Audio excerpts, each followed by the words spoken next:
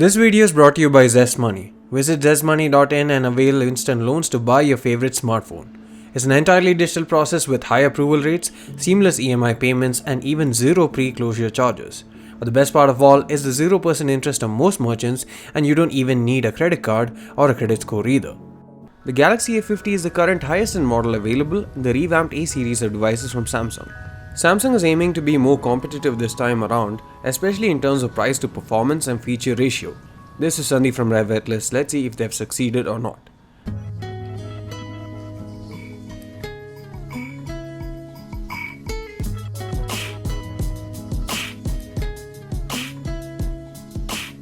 The A50 display is what I'd like to start off with because it's a beautiful one at that.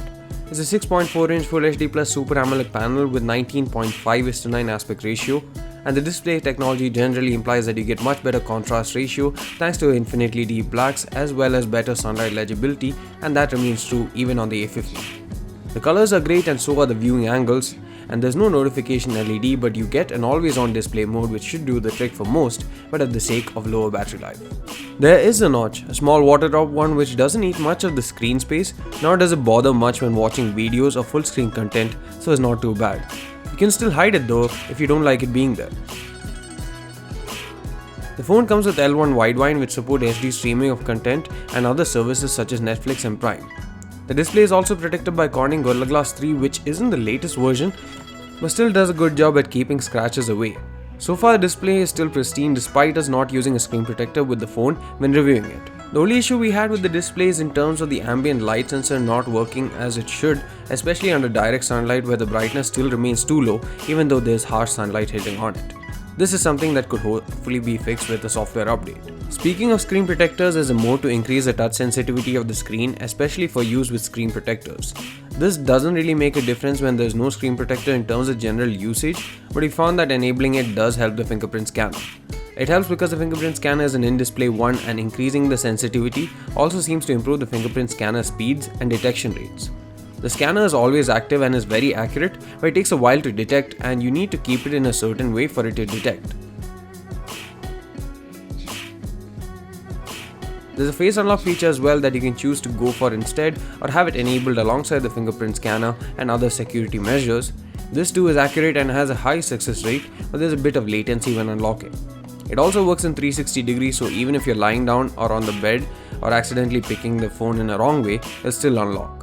The A50 is powered by an Exynos 9610 octa-core 10nm chipset, and the A50 is a bit sluggish, and you'll notice this when you have several apps running in the background especially.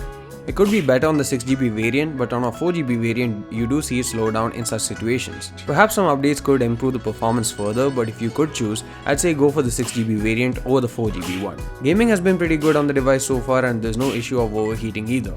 You get a triple card slot on both the variants which will help expand the storage beyond the 64GB even if you're using both SIM card slots. In terms of design, the A50 is definitely a looker and also one that has good ergonomics.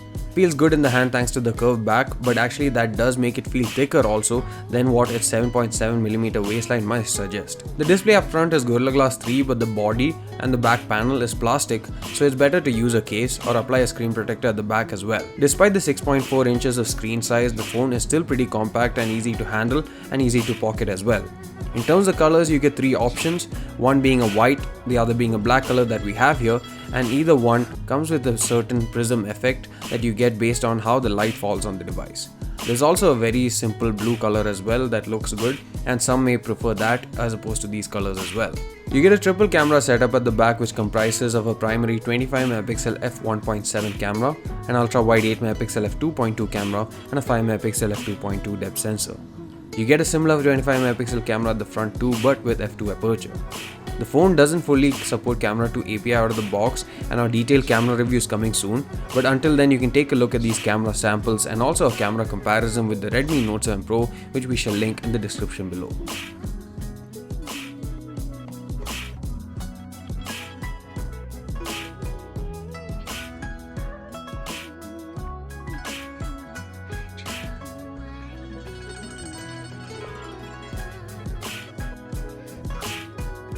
The camera quality is pretty good, especially when you look at what Samsung used to provide at this price point earlier. Audio quality over the wired route is good, There's great loudness as well as good clarity and enough power to drive fairly powerful headphones or earphones. The speaker on the other hand isn't as good and feels a bit low in terms of volume and clarity. Call quality is excellent over the earpiece, and the microphone setup also relays the audio to the party at the other end pretty well. There's a 4000 mAh battery under the hood despite what a slim 7.7mm waistline might suggest, and a quick charges over USB Type-C at 15W. A full charge from 15% takes slightly more than 1.5 hours, and the battery will last you between 5 to 5.5 hours of screen on time, which should be better, and I'm guessing that there is some bug here which may be causing the higher drain, but hopefully they'll get ironed out with software updates. At the asking price, you can't get a better display on any other smartphone, and Samsung's build quality is second to none as well. Overall, you're getting a pretty good device. It does have a few small niggles, and yes, it does command a premium over other offerings, but considering the target audience, this is one phone that'll keep most buyers happy. I would definitely recommend this phone to anyone who wants a good all-round device and also looking for a reputed brand. If you like this video, please do hit the subscribe button. Thanks for watching. See you again in the next one. Thanks for watching this video. Make sure you visit zestmoney.in and avail instant loans to purchase your dream products, be it a smartphone, electronics, furniture, and more across Flipkart, Amazon, and more than 100 other partners.